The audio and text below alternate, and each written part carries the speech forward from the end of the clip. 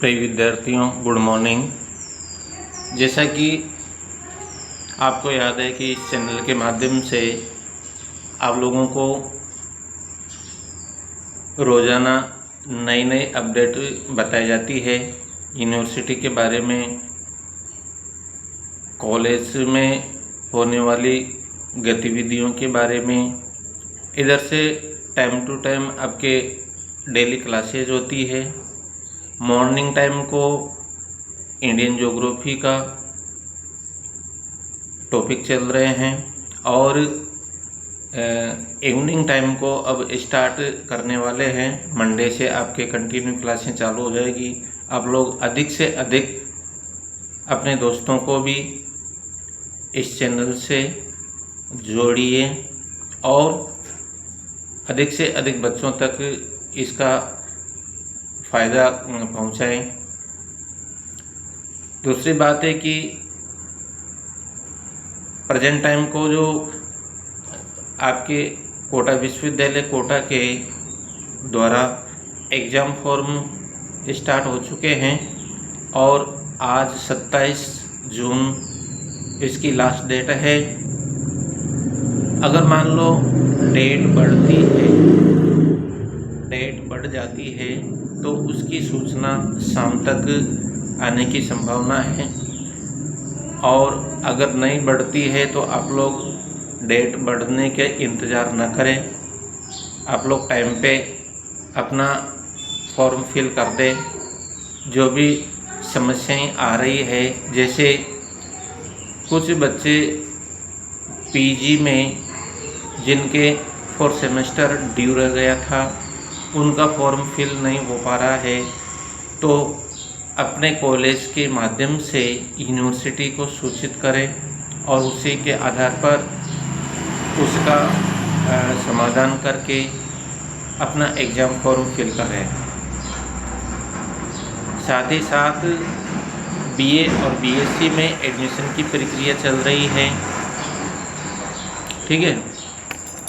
Tagore PG महाविद्यालय बौली सवाई माधोपुर में BA में फर्स्ट सेमेस्टर में एडमिशन प्रारंभ है।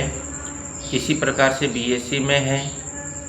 एमए में भी किसी ने बीए कंप्लीट कर लिया हो तो एमए में एडमिशन ले सकता है, अन्यथा 6 सेमेस्टर के बाद ही हो पाता है। तो इस प्रकार से आप लोग एडमिशन प्रक्रिया पर जिन बच्चों ने एडमिशन नहीं लिया है वे उन बच्चों से भी संपर्क करके और कॉलेज में एडमिशन दिलाएं। जिन बच्चों के वेटिंग लिस्ट में नाम है और जिनका 10 वेटिंग से भी अधिक संख्या में अगर वेटिंग संख्या है तो उनका नंबर आने का चांस नहीं है। क्योंकि नंबर किस प्रकार से आते हैं मैं आपको बताऊं।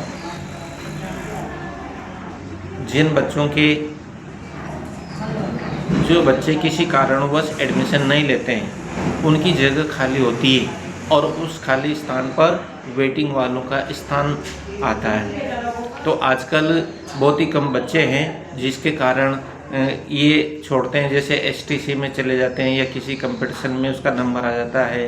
तो कुछ ही बच्चे होते हैं जो इस प्रकार से डिस्टर्ब हो जाते हैं और अपनी सीट छोड़नी पड़ती है, तो उसके स्थान पर वेटिंग वालों का स्थान आ जाता है। तो ये 10 संख्या बहुत काफ़ी होती है और 10 से अधिक जिनकी वेटिंग संख्या है उन बच्चों को प्राइवेट कॉलेज में एडमिशन ले लेना चाहिए। क्योंकि प्राइवेट कॉलेजों में भी अगर सीटें भर जाती है तो फिर इससे ज़्यादा फिर वे एडमिशन ले नहीं सकते और वहाँ भी वे एडमिशन लेने से चूक सकते हैं। तो इस प्रकार से आप लोग समय पर एडमिशन ले लें। एडमिशन की प्रक्रिया चल रही है।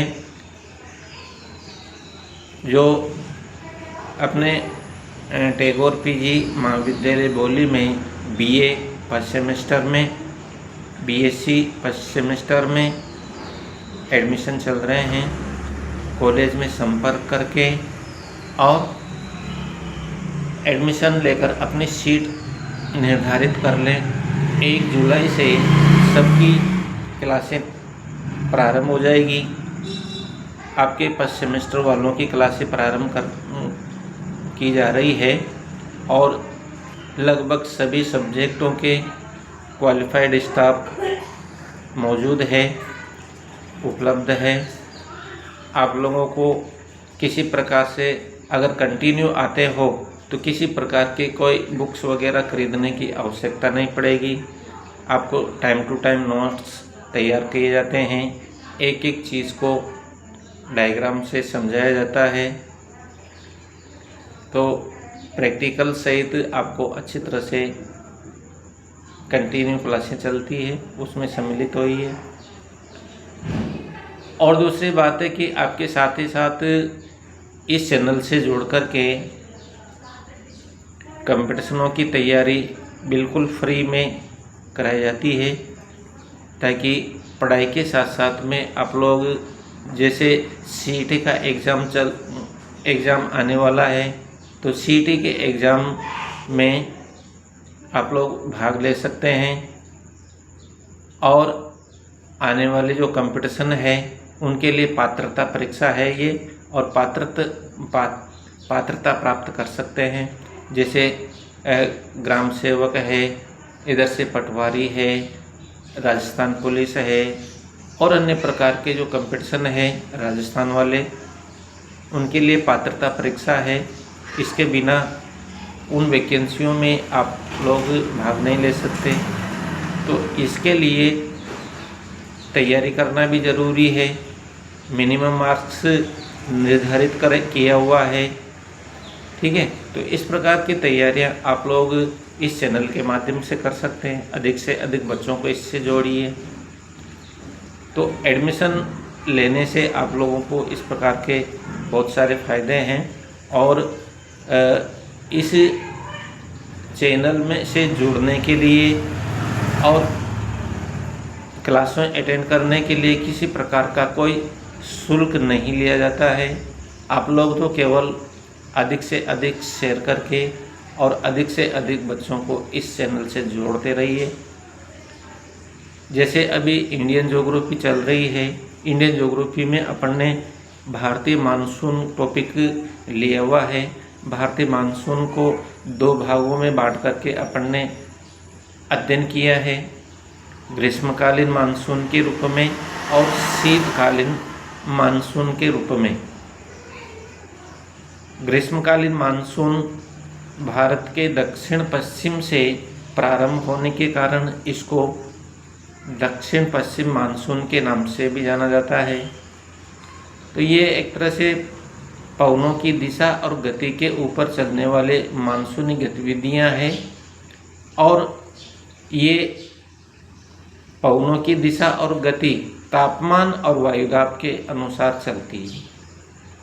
तो ये मैंने पिछली क्लासों में आपको समझा दिया था, और आने वाली क्लासों में आपको शीतकालीन मानसून के बारे में पढ़ेंगे, जो कि लौटते हुए मानसून के बारे में पढ़ेंगे।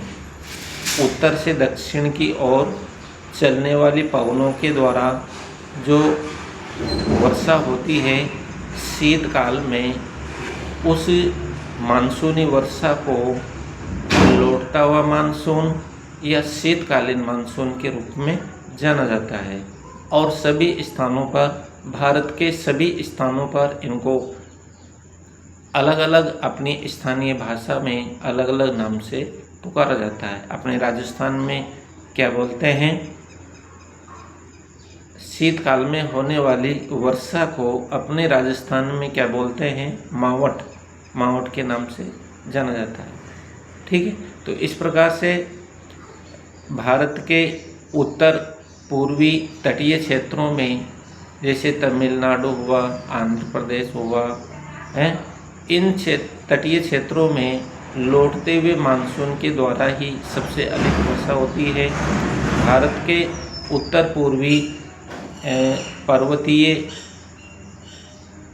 हिमालय क्षेत्र में जो वर्षा होती है, वहाँ की आम की खेती के लिए अधिक लाभदायक होने के कारण इसको आम्रवर्षा के नाम से भी जाना जाता है।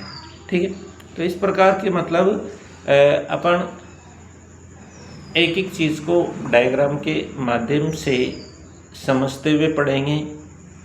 आज की क्लास तो केवल आपको जानकारी देने के लिए थी, एडमिशन और परीक्षा फॉर्म के लिए।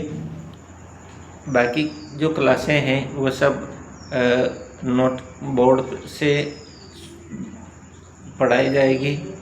अपन बिल्कुल स्लो स्पीड में पढ़ते हैं ताकि आप लोग साथ ही साथ नोटबुक में भी प्रत्येक चीज़ को नोट करते हुए चलें, डायग्राम बना सकें। इतना टाइम दिया जाता है और जल्दबाजी में चीज़ें दिमाग से निकल जाती है, इसलिए आप लोग शीतल स्वभाव से, शीतल मन से, धीमी गति से प्रत्येक चीज़ को समझते हुए पढ़ते चलें। ठीक है, तो इसी प्रकार से आप लोग बने रहें। अधिक से अधिक लोगों को, अधिक से अधिक बच्चों को, अधिक से अधिक विद्यार्थियों को इस चैनल से जोड़ करके और उन तक भी इसका लाभ पहुंचाएं। धन्यवाद।